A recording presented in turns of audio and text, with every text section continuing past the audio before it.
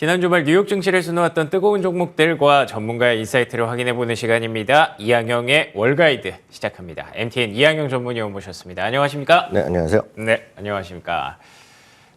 지난 주말 핫스탁 세 가지부터 열어보도록 하겠습니다. 첫 번째 핫스탁은 역시나 도이체방크입니다. 설마 제2의 크레딧 스위스 뭐 그런 건 아니겠죠? 크레딧 스위스 위기를 넘겼다고 표현하기 좀 그렇지만 어쨌든 한숨 덜었다고 볼 수 있겠죠. 그런 지 얼마 되지도 않았는데 다시 한번 이 도이체방크 불확실성이 불거졌습니다. CDS 프리미엄이 4년 내 최고치를 기록했다고 하는데요. 어떤 구체적인 트리거가 있었던 건 아닌 것 같은데 AT1 코코본드 이게 또 문제라는 얘기도 있고요. 어떻게 보셨습니까? 네, 전반적으로 지금 유럽에서의 금융 위기에 대한 우려가 분명히 있죠. 예. 역시 출발은 실리콘밸리뱅크부터 시작했지만 미국에서부터 시작된 그런 불안감이 지금 지중해를 대서양인가요? 대서양을 넘어갔고 네. 일단은 이제 유럽까지 간 거 아니겠습니까? 그래서 도이치방크도 지난 주 내내 지금 흘러내리는 그런 모습이었습니다. CDS 프리미엄이라고 하는 것이 있습니다. 어렵게 생각하실 필요 없겠고요. 혹시 부도나면 뭔가 좀 대신 받아줄 수 있는 그런 거거든요. 그래서 우리를 보면 보험료라고 보시면 아주 쉽게 이해하실 것 같습니다. 보험료. 예, 이거 CDS 프리미엄이 아주 급등하는 모습을 보여줬습니다. 그래서 그림을 CDS 프리미엄을 보여줬는데 이게 확 급등하는 모습을 보이는 거거든요. 그러니까 여러분들이 뭔가 이자를 대출을 받을 때 뭔가 이자율이 높아진다. 자꾸 그렇게 생각하셔도 되는 그런 그림입니다. 그래서 올라가면 올라갈수록 안 좋은 거다라고 그쵸. 그냥 간단하게 생각하시면 좋겠는데요. 예.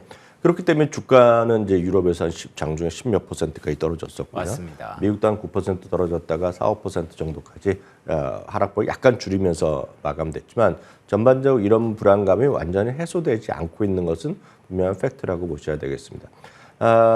여러 가지 시각이 있겠지만 한쪽에서 한 애널리스트 이런 얘기를 하고 있습니다. 과거에 여러 가지 문제가 없었던 건 아니지만요. 도이치방크는 독일의 최대 은행이 되겠고요. 그쵸. 독일에서도 바로 지금 높은 분들이 계속 나와갖고 절대 문제 없다 그런 얘기를 계속하고 있겠고요. 물론 일부에서 상업용 대출이 미국에 많다는 얘기를 하고 있는데요. 상업용 대출이 많더라도 기본적으로 잘 관리가 되고 있다는 얘기를 하고 있습니다. 구체적으로 최근 4분기 동안 돈도 엄청나게 잘 벌었다는 거. 그것이 팩트가 되겠고요. 또 기본적으로 보면 다양한 우리가 회사 은행의 건전성을 따지는 지표들이 있거든요. 네. 다양한 자본 비율 항목들이 있는데요. 이런 것도 지금 1997년 이후 지금 20여 년 만에 25년 동안에 최고 수준까지 가 있다는 겁니다. 그래서 크게 문제될 것은 없다라고 하는 것이 다수의 시각이라고 보셔야 되겠습니다. 물론 그렇다고 하더라도 사람들의 소위 은행에 대한 예금주나 이런 사람들이 기본적으로 신뢰도가 무너지면서 돈을 인출하기 시작하면 소위 뱅크런이 나타나면 네. 어느 은행도 견딜 그쵸. 수는 없는 것은 네. 팩트라고 보셔야 되겠습니다. 그렇기 때문에 기본적으로 우리가 완벽하게 이런 문제가 없다라고 우리가 얘기할 수는 없으나 전반적으로 이런 분위기는 지금 시장에 대한 심리, 특히 금융 시스템에 대한 신뢰에 대한 것이 약간 지금 훼손돼 있는 것은 분명히 팩트라고 보셔야 되겠습니다. 그럼 도대체 지금 이런 은행법안 포함해서 전 세계 금융 시스템이 어떤 흐름을 보고 있는지를 그림을 하나 보여드리겠는데요. 네. 금융주라는 것은요, 2009년 10월 이후에 지금 최악의 경험을 보이겠습니다. 지금 보시면 위에가 S&P 500이거든요. 근데 위에 아래는 S&P 500의 금융업종의 지수가 되겠는데요. 실제로 보면 그냥 우량은행이건 예. 큰 대형 은행이건 지역은행 상관없이 오른 게 없습니다. 다 떨어지고 있다는 거죠. 그럼 실제로 많은 분들이 생각하실 때 이 은행에 있는 돈이 다 빠져서 뭔가 다른 돈에 가 있다 그러면 아무 문제가 정말 문제가 있다고 볼 수 있겠지만 여러분도 한번 생각해 보십시오. 여러분들이 예를 들어서 A라는 은행, B라는 은행, C라는 은행이 있는데요. 예를 들어서 우리나라도 상식적으로 어느 은행이 제일 안전하다는 생각을 각자 마음속에 다 갖고 계실 거란 말이죠. 그렇죠. 그래서 작년 한때 보면 금리가 막 치솟았을 때요. 네. 여러분들 아마 해보신 분 계실 것 같지만 파킹 통장 맞아요. 그래갖고 네. 조금이라도 금리가 좋은데 간 곳이 있는데요. 금리가 조금이라도 간 곳은 아마 시중 큰 은행보다는 약간 작은 규모일 겁니다. 그렇겠죠. 그러면 그런 쪽에서 불안하다는 얘기 혹시 나오면 돈이 어딘가 그냥 냅둬 두는 사람이 별로 없겠죠. 아무리 5천만 원까지 대한민국에서 정부에서 보장한다고 하더라도 약간 스트레스 받으니까 돈을 빼는 사람도 있을 거 아닙니까? 그럼요. 그리고 여러분들 돈을 빼서 인출해서 어디로 가겠습니까? 안전한 은행으로 가겠죠. 물론 일부에서는 돈을 현금 찾아갖고 어떻게든 찾아갖고 집에 모셔도 드는 분도 네, 있겠지만 네, 네. 대부분 안전한 은행 갈 겁니다. 미국 사람은 어떻게 하겠냐는 거예요. 미국 사람도 다 금을 사러 줄 수도 없는 것이고 예를 들어서 은행 자기 집에 어디 미국은 아무리 자기가 세컨하우스라 해서 많다 하더라도 거기 돈을 갖다 두는 사람도 없고 땅에다 묻는 사람도 있겠지만 별로 없을 거 아닙니까? 이 실리콘밸리뱅크 사태 이후에 미국의 대형 25개 은행, 그러니까 초대형 대형 25개 은행으로요 1,200억 달러의 자금이 유입됐다는 겁니다. 1,200억 달러라고 하면은요 한 150조 원 정도 되거든요. 예. 엄청난 돈이 물론 거기도 현금 짜져가는 분도 있겠죠. 다 그 이체했다는 거 아닙니까? 어찌됐건 그렇죠. 요즘 예. 모바일로 하고 다 했을 텐데요. 이 1,200억 달러. 근데 문제는 1,200억 달러가 어딘지 대충 다 압니다. 지금 다들이 어떤 건지요. 그럼 그런 은행이 안 올랐겠냐는 거죠. 안 떨어졌겠냐는 거죠. 주가가요? 다 떨어졌습니다. 그럼요. 그러면. 예. 그것이 팩트라고 일단 이해하시면 되겠습니다. 제가 길게 말씀드렸지만 말씀드리고 싶은 것은 지금은 주식시장 물론 궁극적으로 펀더멘탈 따라가는 게 맞지만 심리에 따라서 주식시장 등락이 있는 건데 네. 지금은 정말 최소한 25개 은행은 펀더멘탈랑 상관없이 주가 떨어지고 있을 거다. 그러면 언제라도 기회는 온다라는 거죠. 그렇지만 당장 사지 못하는 이유는 많은 사람이 사지 못하는 것은 왜 못 사겠습니까? 두려움 때문에 못 사거든요. 오늘 샀는데 내일 더 떨어질 거라고 생각하거든요. 다만 한 달 후, 두 달 후, 3개월 후에 보면 어느 순간 되면 주가는 이 떨어진 가격을 최소한 25개 은행은 금방 회복하겠죠. 예. 오히려 더 올라갈 수도 있겠죠. 왜? 고객의 베이스는 더 확대됐거든요. 그렇게 이해하시면 되겠습니다. 알겠습니다. 도이체방크, 크레딧 스위스와는 얘기가 좀 다르다라는 분석들이 나오고 있습니다. 물론 도이체방크도 과거에 문제를 한번 일으켰던 문제아 출신이기 때문에 사실은 이 다음이 이제 도이체방크가 되지 않을까라는 불확실성이 큰데 뭐 그래도 최근까지 아직 견조하게 있었던 그런 기업이고요. 그리고 크레딧 스위스처럼 뭔가 트리거가 사우디에서 뭐 돈을 뺀다 이런 트리거가 있었던 게 아니기 때문에 아직까지는 좀 다르게 판단을 하고 있지만 말씀해 주신 대로 언제 뱅크런이 일어날지는 알 수 없는 거거든요. 그리고 또 그 뱅크런이 일어나면 언제 무너질지 알 수 없는 부분이기 때문에 불확실성은 지속되고 있다고 봐야 될 것 같고요. 반면에 이렇게 불안한 은행에서 또 돈이 빠져나와서 안정적인 은행으로 가고 있는 그 흐름도 여러분들 꼭 체크해 보셔야 될 것 같습니다. 그럼에도 불구하고 그 은행들도 주가가 떨어지고 있기 때문이죠. 지난주에도 한번 언급해 주셨던 부분인데 기회는 분명히 올 수도 있겠다는 생각이 드네요. 자, 두 번째 하스탁으로 넘어가 보도록 하겠습니다. 두 번째 하스탁은 블록입니다. 힌덴버그가 건드리면 얘기가 다르지. 미국의 아주 유명한 행동주의 펀드죠. 힌덴버그의 타깃이 됐습니다. 블록이 느슨한 규제로 인해서 사용자 수를 부풀렸다는 지적을 제기하면서 공매도 공세를 펼치기 시작했는데요. 힌덴버그 정도면은 더 긴장해야 되는 게 맞을 것 같은데 어떻게 보셨습니까? 네, 일단 힌덴버그라는 곳은 이제 소위 공매도를 주로 하는 곳입니다. 그래서 예. 공매도라는 것을 이렇게 하는 거가 우리 보통 시청자 입장 그리고 이제 국내 주식만 주로 많이 하셨던 분이 대부분이잖아요. 그러면 여기 익숙하지 않습니다. 무슨 공매도 하는데 분석까지 안 하는 건데요. 철저하게 리서치를 기반으로 해서 이 회사가 거품 꼈다 네. 얘기하면서 자기네가 공매도를 하는 겁니다. 공매도는 이제 우리나라 달리 완전히 자유롭고 누구나 다 할 수 있기 때문에 네. 열려 있다라고 보셔야 되겠습니다. 그 가능성이 열려 있는데요. 그래서 그것을 하는 것이 자기네가 공매도도 실제로 하고 자기네는 돈 벌려고 하는 거니까 리서치를 발표하는 거죠. 그리고 뭐 어떤 우리식으로 보면 고발 고소 조치도 하는 거 아니겠습니까? 얘네들 네네. 잘못했다는 건데요. 대표적인 얘기가 이 회사를 아시기 위해서는 한 3, 4년 전에 됐을 것 같습니다. 2020년 그때 팬데믹 이후에요. 팬데믹 이후에 전 세계 이제 전기차의 광풍이 불었습니다. 왜냐하면 2020년 한 해부터 해서 바닥부터 10배가 올라간 게 여러분들이 다 아주 아신 테슬라거든요. 그래서 그 다음에는 전기차의 전자만 들어가더라고요. 한국말로요. 전자면 주가는 광풍이 올라가야 됩니다. 그래서 제2의 테슬라가 10개, 20개 있을 겁니다. 그러니까 우리가 모르는 중국에도 수많은 것들이 있겠죠. 테슬라만큼 되는 거. 우리나라에는 왜 없겠습니까? 우리나라에서도 전기차 만드는 메이커도 은근히 많고요. 관련된 부품도 꽤 있을 테니까 많이 있었을 테니까. 그래서 혹시 기억하실지 모르겠지만 니콜라라는 자동차가 있었습니다. 예. 니콜라는 이제 수소로 가겠다는 거고요. 엄청 멋있게 생겼습니다. 그래서 니콜라를 했는데 니콜라의 어떤 탄생의 기원이라는 스토리 많이 들으셨을 것 같아요. 그래서 국내에서도 니콜라 투자하시는 분이 엄청 많았습니다. 많았죠. 테슬라를 하고 다양한 커뮤니티에서 그 니콜라를 비판하는 사람을 하면 완전히 우리식으로 얘기하면 이제 왕따 당한다고 하나요? 딱 그런 분위기였던 것이 니콜라였습니다. 근데 이제 힌덴버그는 나선 거죠. 저 자동차가 움직인 적도 없고 약간 그 트럭 있지 않습니까? 트럭이 운행을 보여줬는데 그게 지금 약간 경사된 것에서 굴러 내려간 거다. 밀었다는 얘기가 예, 있었죠. 그런 얘기 하는 거죠. 예. 그러다 보니까 말도 안 된다 하는데 결국 그런 사람 문제가 돼갖고 지금 재판받는 사람들만 이렇게 됐고 지나고 나니까 이게 사실로 밝혀졌고요. 네. 또 하나 혹시 기억하시는지 모르겠지만 재작년 정도로 기억하는데요. 제2의 스타벅스를 꿈꾼다고 해서 루이싱 커피라고 혹시 기억하실지 모르겠습니다. 중국에 있는 루이싱 커피. 네. 그래서 그 이제 상장돼 갖고 미국의 ADR 형태로 이제 상장이 돼 갖고 그것도 이제 많은 사람들의 스토리텔링이 됐습니다. 왜냐하면 중국은 아시다시피 차를 위주로 마시는데요. 그러네요. 중국에서도 스타벅스가 이제 매장이 늘어나면서 이제 중국 사람들도 커피를 마시기 시작했다. 이런 얘기가 엄청 핫한 소식이었습니다. 근데 그 와중에 스타벅스라는 것은 가격도 있고 예. 어찌됐건 미국 거고 그러네요. 언제라도 공산당이 있으면 약간 그럴 수 그럴 수 있죠. 있지 않습니까? 그래서 루이슨 커피가 이제 대대적인 그 체인을 만들어 갖고 하는 겁니다. 그래서 그 당시 보면 또 우리나라 커뮤니티나 전 세계 커뮤니티에서 루이싱 커피가 아주 난리가 났었습니다. 그래서 루이싱 커피에 대해서 반대되는 얘기하면 이제 또 따를 나가는 거죠. 완전히요. 그러니까 그걸 아마 스토리 아시면 많으실 것 같은데요. 예.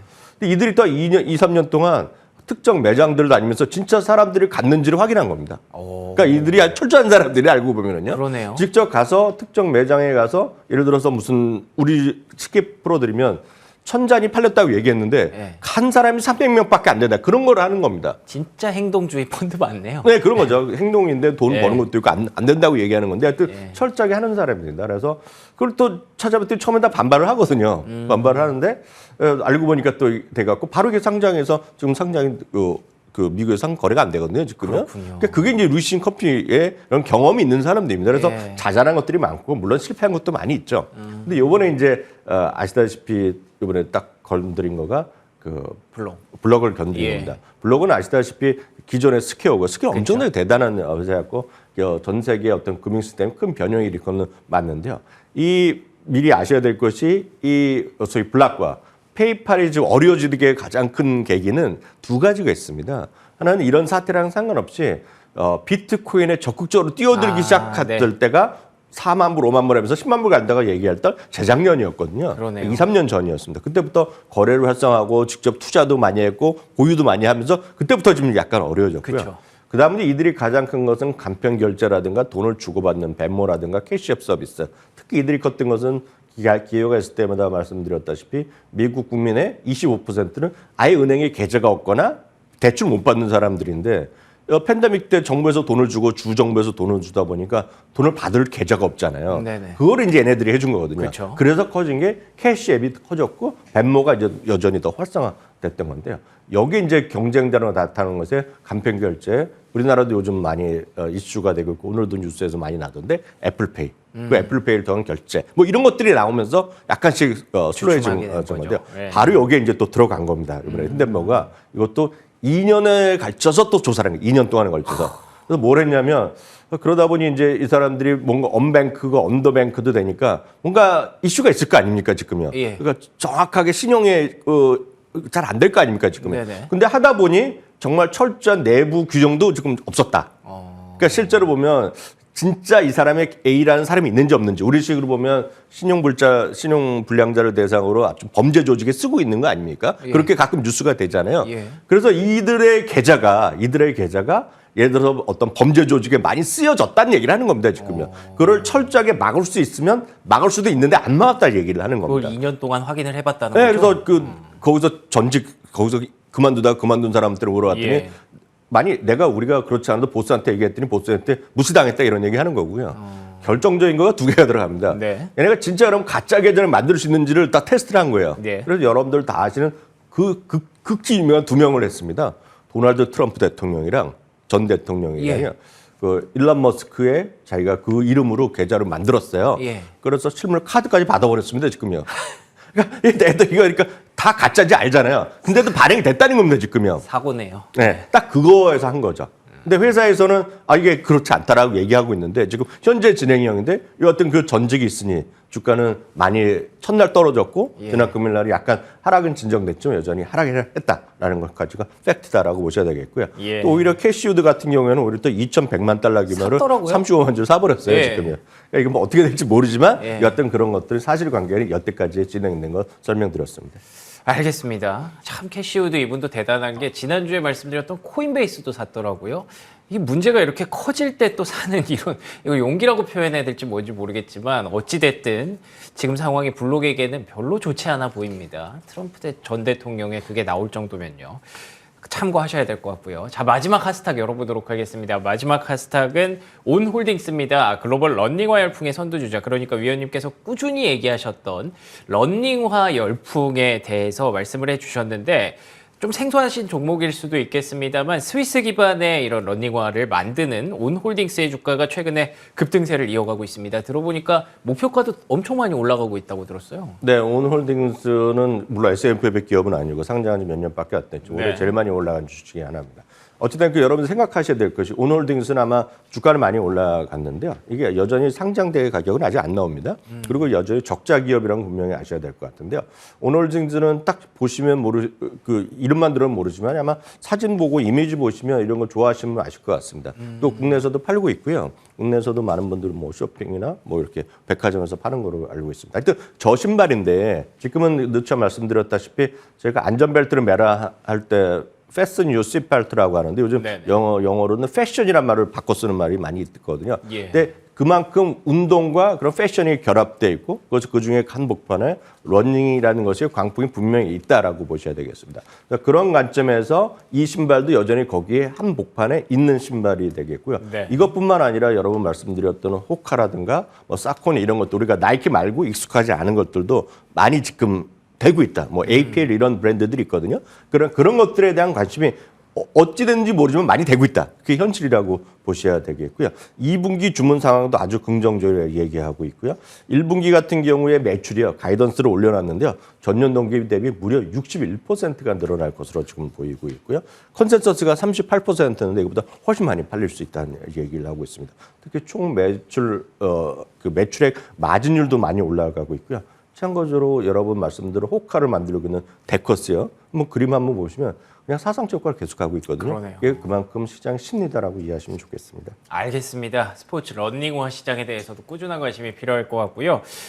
바로 인사이트로 넘어가 보도록 하겠습니다. 오늘의 인사이트 굉장히 좀 궁금한데요. 오늘의 인사이트는 2020년 3월 23일 팬데믹 이후 최저, 그 후 어떤 일이 있었나 굉장히 의미심장하네요. 네, 오늘은 특별하기보다는 이제 그나마 이제 기억에 남을 일이기 때문에 재작 3년 전이죠. 2020년 3월 23일이 최저 바닥이었는데요. 그 그날이군요. 이후에 지금 1년이 딱 지나간 주말이 지나갔습니다. 네. 그 이후에 최고가까지 보면 나스닥이 100%, S&P 500이 84% 정도 올라갔고요. 최근까지 뭐 주가는 회복 떨어졌지만 네. 그다음은 상당히 많이 올라가 있다라고 보셔야 그러네요. 되겠습니다. 하락폭 상위 보면 최근에 떨어졌던 퍼스트 리퍼블릭이라든가 요번에 반스 같은 경우에는 배당을 컷했기 네. 때문에 더 많이 떨어지는 앞서 얘기했던 신발류랑 약간 다르겠고요. 인텔 같은 경우에도 계속 흘러내리는 모습 보여준 거 되겠고요.